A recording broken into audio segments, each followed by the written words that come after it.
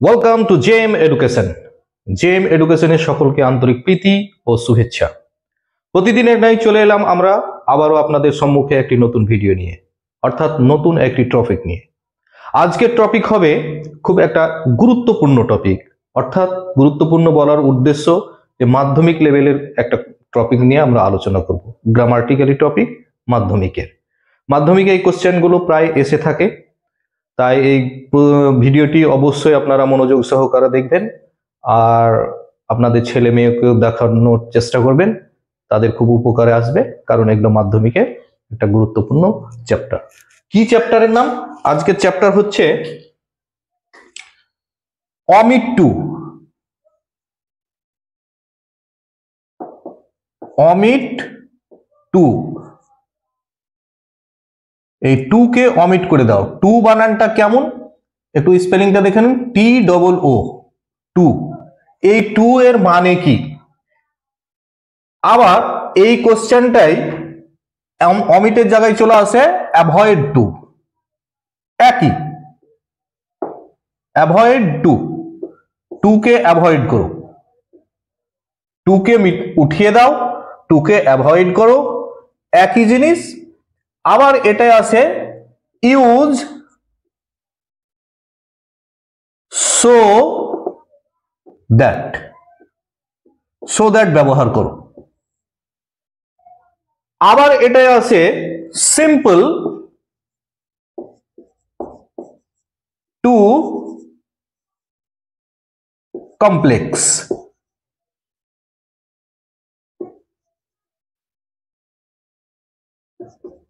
Sentence.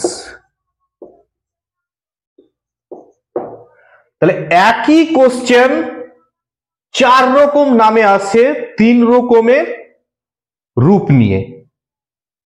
একই sentence চার রকমের নামে আসবে, তিন রকমের রূপ নিয়ে। এই দুটা রূপ একই, যেহেতু অমিট টু আর অ্যাভয়েড টু একই কথাই, শুধু শব্দর হেরফের। কিন্তু use so that, omit to কে অর্থাৎ টু কে এই TOO টু কে আমরা উঠাতে গেলেই ব্যবহার করতে হবে সো দ্যাট, অর্থাৎ ইউজ সো দ্যাট হয়ে গেল। আর যখনই আমি সো দ্যাট ব্যবহার করব তখনই হয়ে যাবে সিম্পল সেন্টেন্স থেকে কমপ্লেক্স সেন্টেন্স, অটোমেটিকই হয়ে যায় এগুলো। হয়তো পরীক্ষাতে আসতে পারে make it complex sentence, complex sentence তৈরি করো, বা পরীক্ষাতে আসতে পারে ইউজ সো দ্যাট ব্যবহার করো, বা আসতে পারে অমিট টু, টু উঠিয়ে দাও, বা অ্যাভয়েড টু, টু উঠিয়ে দাও, সরিয়ে দাও। পরীক্ষাতে চার রকম ভাবে এই সেন্টেন্সটা আসতে পারে। তাহলে সেন্টেন্সটা কি রকম হতে পারে আমি সেন্টেন্সটা দেখানোর চেষ্টা করছি। যেমন আই অ্যাম টু উইক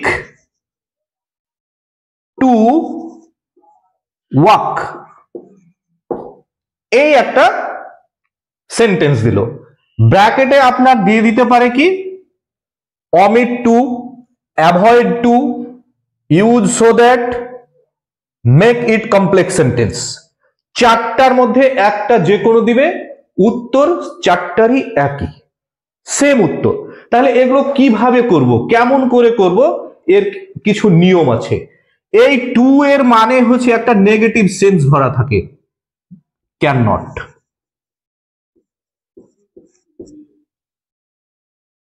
এখানে ক্যান নট শব্দটাকে বের করতে হবে। এই টু এর ভিতরে একটা ক্যান নট শব্দ ভরা থাকে, সেই ক্যান নট শব্দটাকে বের করলে টু অটোমেটিকই উঠে যাবে। সো দ্যাট ব্যবহার করেই ক্যান নট ব্যবহার করতে হবে, আর যখনই আমি সো দ্যাট ব্যবহার করব তখনই হয়ে যাবে কমপ্লেক্স সেন্টেন্স। এই হচ্ছে আজকের চ্যাপ্টার। খুব গুরুত্বপূর্ণ একটা চ্যাপ্টার, খুব ইম্পর্টেন্ট চ্যাপ্টার। এই টপিক অবশ্যই মাধ্যমিকে এসে থাকে, আপনারা অবশ্যই এই কোশ্চেনটাকে রপ্ত করে যাবেন। তাহলে আমি এইসব জিনিস তো আর মুখস্থর জিনিস নয় যে মুখস্থ দু চারটা সেন্টেন্সকে মুখস্থ করে রাখবো, পরীক্ষাতে ওই দু চারটার মধ্যে আসবে, এরকম তো বিষয় নয়। এটা শিক্ষণীয় বিষয়, এটা শিখতে হবে। গ্রামাটিক্যালি গ্রামার কখনো মুখস্থ করে হয় না, গ্রামার শিখার বিষয়। যেমন ম্যাথমেটিক্স মুখস্থ করে হয় না, প্র্যাকটিসের মাধ্যমে শিক্ষার মাধ্যমে শিখতে হয়।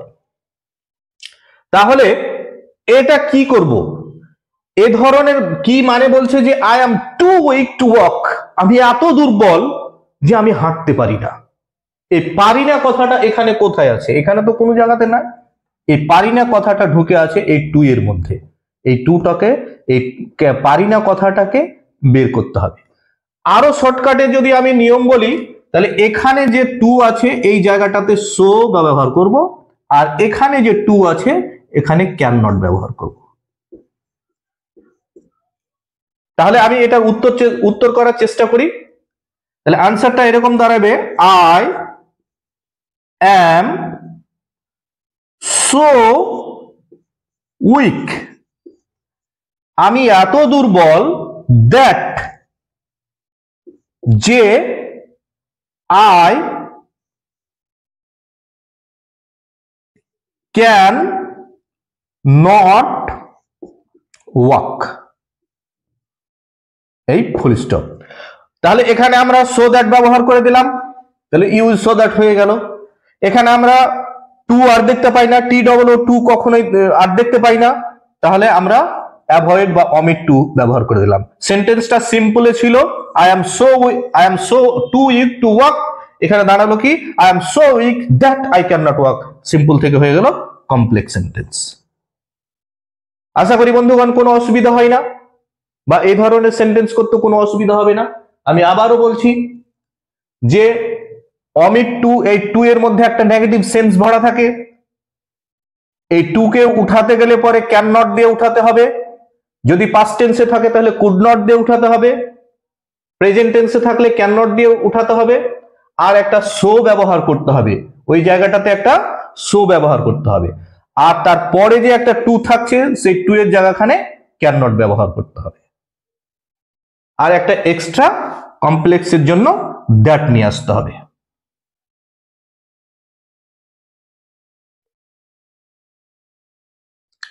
আমি আরো কতগুলো উদাহরণ দেওয়ার চেষ্টা করি।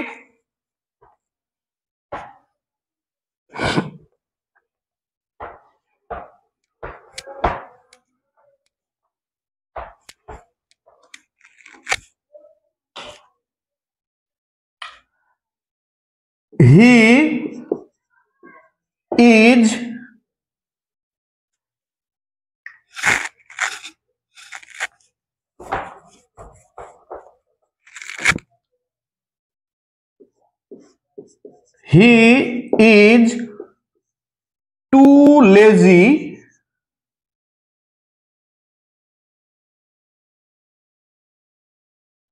to run, এই একটা লাইন, এই একটা সেন্টেন্স দিল। সে এত অলস যে সে দৌড়াতে পারে না। ব্র্যাকেটে এটা দিবে অমিট টু, টু অমিট করো, অথবা অ্যাভয়েড টু, টু সরিয়ে দাও, বা অথবা ইউজ সো দ্যাট ব্যবহার করো, অথবা মেক ইট কমপ্লেক্স সেন্টেন্স। এত রকম রূপ নিয়ে কোশ্চেন জিজ্ঞাসা করতে পারে, যার উত্তর একই। 4 রকম ভাবে কোশ্চেন করতে পারে, এই সেন্টেন্সটাকে 4 রকম ভাবে কোশ্চেন করতে পারে, যার অ্যান্সার একই হবে। আমি কি বললাম বন্ধুগণ, যে এই টু এর মধ্যে একটা নেগেটিভ সেন্স থাকে, মানে নেগেটিভ সেন্স থাকে, দিস ইজ টু মাচ, এরকম বলে না যে দিস ইজ টু মাচ। হয়তো কেউ একটা কোনো বাচ্চা হয়তো বিরক্ত করছে, তখন বলে কি দিস ইজ টু মাচ, মানে এত বিরক্তকর যে আমি সহ্য করতে পারছি না, এরকম অর্থে বলা হয় দিস ইজ টু মাচ। তো এরকম এই সেন্টেন্স গুলো, he is too lazy to run, সে এত অলস যে সে দৌড়াতে পারছে না। তাহলে কি হবে, হি ইজ, এই টু এর জায়গাখানে বসাবো কি বন্ধুগণ, সো লেজি আর এই টু এর জায়গাখানে বসাবো দ্যাট। এক্সট্রার আমি সাবজেক্ট যেটা থাকবে সেই সাবজেক্টটাকে নিয়ে আসবো, দ্যাট হি দিয়ে এক্সট্রা আসবে ক্যান নট। এই ক্যান নটটা কোথা থেকে পেলাম? এই টু এর মধ্যে ভরা আছে, যেটাকে বের করে আমি এখানে নিলাম। এই ক্যান নট রান, তাহলে সে এত দুর্বল যে সে দৌড়াতে পারে না। এ ধরনের সেন্টেন্স পরীক্ষা তো অবশ্যই এসে থাকে। এ ধরনের একটা কোশ্চেন পরীক্ষাতে এলে পরে কিভাবে করবেন বা কোশ্চেনগুলো কিভাবে আসে আমি দেখিয়ে দিলাম। অমিট টু আসে, অ্যাভয়েড টু আসে, মেক ইট কমপ্লেক্স আসে, ইউজ সো দ্যাট আসে। আপনি চারটাই দেখুন, এখানে চারটাই হয়েছে। অমিট টু বলেছে, অমিট এখানে অমিট হয়ে গেছে, টু অমিট হয়ে গেছে। বলেছে কি যে ইউজ সো দ্যাট এর ব্যবহার হয়ে গেছে। বলেছে কি make it simple complex sentence, simple সেন্টেন্সে আছে, এটা কমপ্লেক্স সেন্টেন্সে হয়ে গেছে। তাহলে একটা উত্তরে চারটা কোশ্চেনকে আমরা একটা উত্তরেই উত্তর করলাম। এটাকে বলা হয় omit to বা ইউজ সো দ্যাট বা অ্যাভয়েড টু বা মেক ইট কমপ্লেক্স সেন্টেন্স। এই সেন্টেন্সটা হলো কমপ্লেক্স, তবে বেশিরভাগই আসবে omit to হিসাবে বা ইউজ সো দ্যাট হিসাবে, বেশিরভাগ ক্ষেত্রে আসে। অনেক সময় দিয়ে দেয় একটু জটিলতা সৃষ্টি করার জন্য যে কমপ্লেক্স সেন্টেন্স করো। আমি এরকম একটা সেন্টেন্স প্র্যাকটিস করে গেলাম আর পরীক্ষার হলটে এসে বলছে যে কমপ্লেক্স করো, ইউজ বা omit to এরকম কিছু বলছে না বা ইউজ সো দ্যাটও বলছে না, তাহলে কি করব? একই জিনিস। এ ধরনের অনেক অনেক উদাহরণ আছে, প্র্যাকটিস আছে, বা কমন নাই বা লাগলো, কিন্তু নিয়ম তো একই। নিয়ম যেহেতু একই, তাহলে আবার যে কোনো সেন্টেন্সই দেখ না কেন কোনো অসুবিধা হবে না। যেমন আর একটা বলতে পারি, he is too polite to insult anyone। Same question করবে, make it simple make it complex sentence বা ইউজ সো দ্যাট বা অ্যাভয়েড টু বা omit টু, যাই বলুক না কেন উত্তর একই হবে। মানেটা কি দাঁড়াচ্ছে? He is too polite to insult anyone. সে এত নম্র যে সে কাউকে অপমান করতে পারছে না। তাহলে কি হবে বন্ধুগণ? এটা he is so polite, too এর জায়গায় কি বললাম? সো পোলাইট, এই টু এর জায়গায় কি বললাম? দ্যাট। এখানে যে সাবজেক্টটা থাকবে সেই সাবজেক্টের অনুযায়ী এখানে সাবজেক্ট নিয়ে আসবো। হি আছে, হি নিয়ে এলাম। He can not insult anyone. এই হয়ে গেল আমাদের কমপ্লেক্স সেন্টেন্স বা omit টু বা অ্যাভয়েড টু বা ইউজ সো দ্যাট। যেভাবেই কোশ্চেন করুক না কেন এর উত্তর একই হবে। তাহলে আমরা কি বললাম? এই টু এ বসাবো সো, এই টু এ বসাবো দ্যাট, তারপরে সাবজেক্ট নিয়ে আসবো, সাবজেক্ট নিয়ে আসার পরে ক্যান নট যোগ করব। যদি পাস্ট টেন্সে থাকে তাহলে কুড নট যোগ করব। যেমন আরেকটা সেন্টেন্স আমি পাস্ট টেন্সে দেখাই। পাস্ট টেন্সে একটা সেন্টেন্স করে দেখতেই পারি আমরা কি ধরনের রূপ আসছে। তাহলে এই ধরনের সেন্টেন্স গুলো একটা স্ট্রাকচার যদি মনে রেখে দেওয়া যায়, তাহলে বাকি যতই যেরকমই রূপ নিয়ে আসুক না কোনো, কমন লাগুক বা না লাগুক, এগুলা অবশ্যই এগুলো আপনার পরীক্ষাতে আসে আর করতে পারা যাবে। যেমন the boy was too teeny to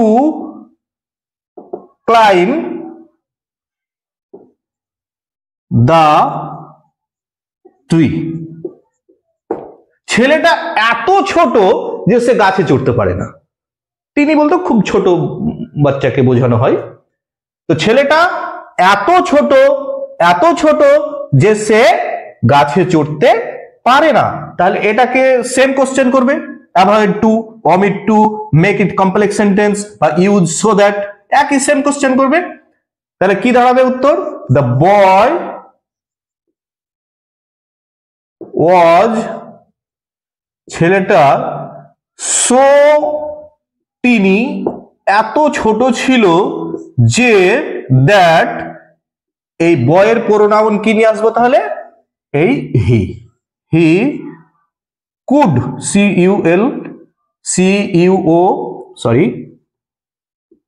COULD could not climb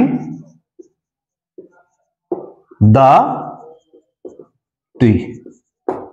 ছেলেটা এত ছোট ছিল, পাস্ট টেন্সের জন্য আমরা মানে করছি, ছেলেটা এত ছোট ছিল যে সে গাছে চড়তে পারছিল না। একই জিনিস, শুধু এখানে ইজের জায়গায় ওয়াজ ছিল, ওয়াজ হলো। এখানে ক্যান নটের জায়গায় কুড নট হলো, কারণ ক্যানের পাস্ট ফর্ম আমরা জানি, ক্যানের পাস্ট ফর্ম কুড। তাহলে কোনো অসুবিধা নাই, একই জিনিস, শুধু টেন্সের পার্থক্য, টেন্সের ফারাক। তাই আর নতুন ভাবে কোনো নিয়ম চেঞ্জ হলো না, শুধু টেন্সের কারণে টেন্সের পরিবর্তন হলো, কিন্তু নিয়ম একই থাকলো। এরকম আরো অনেক অনেক উদাহরণ আছে যেগুলো আমরা ব্যবহার করতে পারি। যেমন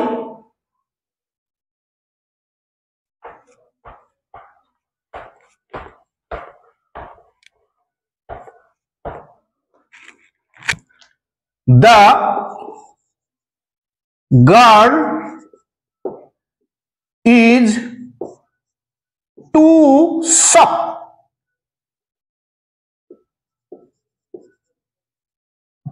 to cry.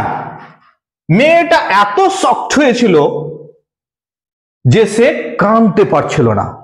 সফট, হতভম্ব, অবাক হয়ে যাওয়া, এতটাই হয়েছিল যে সে আর কাঁদতে পারছিল না। আমরা যখন কোনো দুঃখের খবর পাই আচমকা সাডেনলি, তখন এতটা সফট হয়ে যায় যে আর চোখ দিয়ে জল বের হয় না, কাঁদতেও পারি না।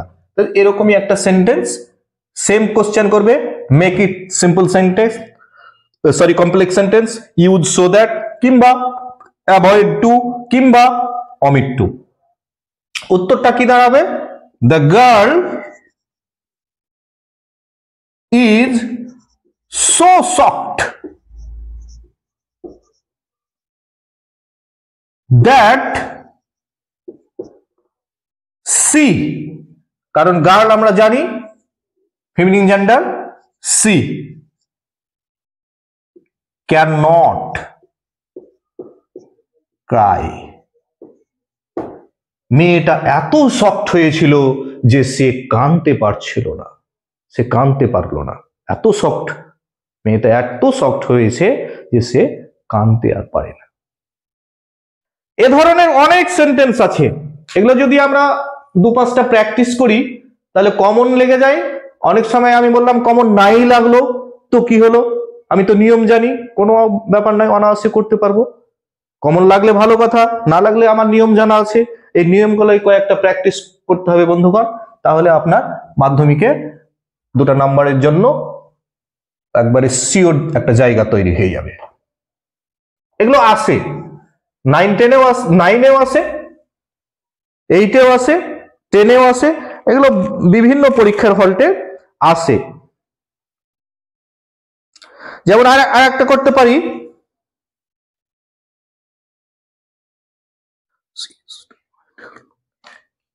she is too ideal to make a good result. সে এত আইডিয়াল যে সে ভালো রেজাল্ট করতে পারছে না। ব্রেনটা আইডিয়াল ব্রেন, ভোতা ব্রেন, তাই সে আর ভালো রেজাল্ট করতে পারছে না। তাহলে কি হবে বন্ধুগণ? একই কোশ্চেন কি থাকবে? Same question, make it simple complex sentence, use so that, অথবা অ্যাভয়েড টু, অথবা অমিট টু, এই টু কে উঠাতে হবে। তাহলে কি হবে? She is so ideal that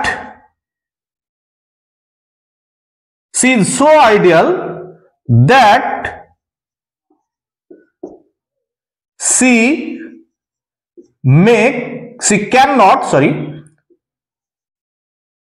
cannot make a good result.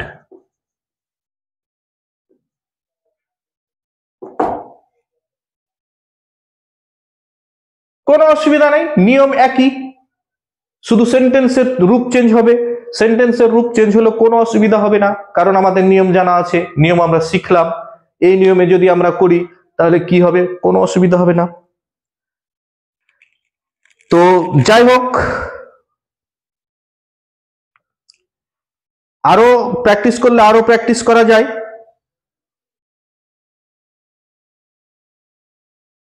যেমন আর একটা আমরা প্র্যাকটিস করতে পারি,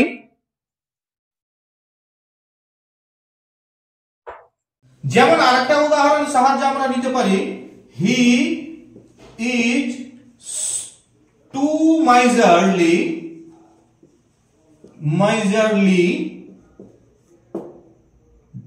to help you. Question same আসবে, মেক ইট কমপ্লেক্স সেন্টেন্স বা ইউজ সো দ্যাট, কিংবা অ্যাভয়েড টু, কিংবা অমিট টু, যাই আসুক না কেন উত্তর কি দাঁড়াবে? He is so miserly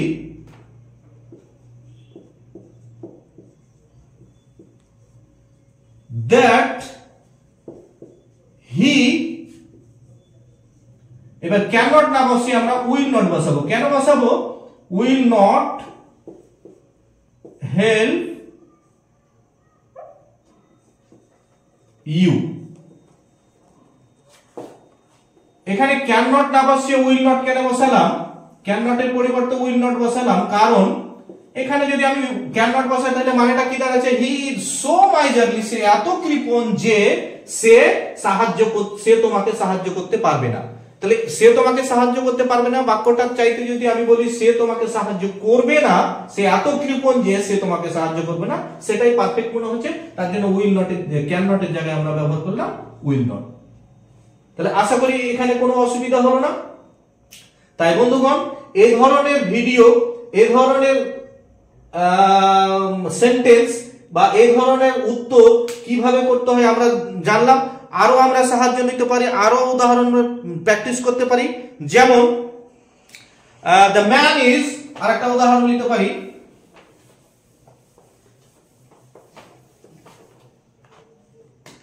the man is two পুর, লোকটা এত গরিব, poor too buy all books for his son. Same question দিবে, omit to, use so that, avoid to বা make it complex sentence। তাহলে এই ধরনের সেন্টেন্স কে যদি আমরা যত বড়ই হোক না কেন, নিয়ম যেহেতু একই, উত্তরও একই হবে। তাহলে কি হবে উত্তর করতে গেলে?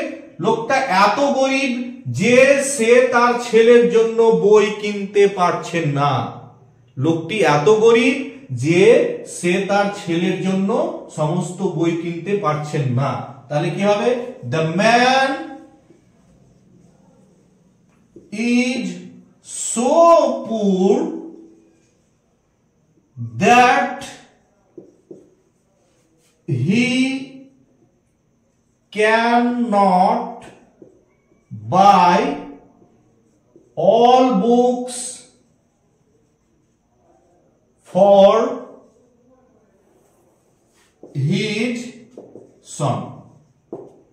Same সেন্টেন্স যত বড়ই হোক না কেন, স্ট্রাকচার যেহেতু এক, উত্তরও হবে এক। তাই আর বেশি উদাহরণের আর প্রয়োজন মনে করছি না, আরো অনেক প্রচুর উদাহরণ আছে, কিন্তু আমাদের মূল কথা মনে রাখতে হবে যে স্ট্রাকচারটা যদি আমরা মনে রাখতে পারি, তাহলে এই ধরনের ভিডিওতে আমাদের কোনো অসুবিধা হবে না। এই ধরনের সেন্টেন্সকে পরিবর্তন করতে বা এই ধরনের গ্রামার শিখতে আমাদের কোনো অসুবিধা হবে না। তার বেশি কথা না বাড়িয়ে আমি আজকে টপিক এখানেই শেষ করলাম। আশা করি আপনাদের উপকারে এসে থাকবে। আর যদি সত্যি আপনাদের উপকারে এসে থাকে তাহলে অবশ্যই ভিডিওটিকে শেয়ার করবেন, ভিডিওটিকে লাইক করবেন এবং চ্যানেলটিকে সাবস্ক্রাইব করবেন আর বন্ধুদের সঙ্গেও শেয়ার করবেন। Thank you all of you.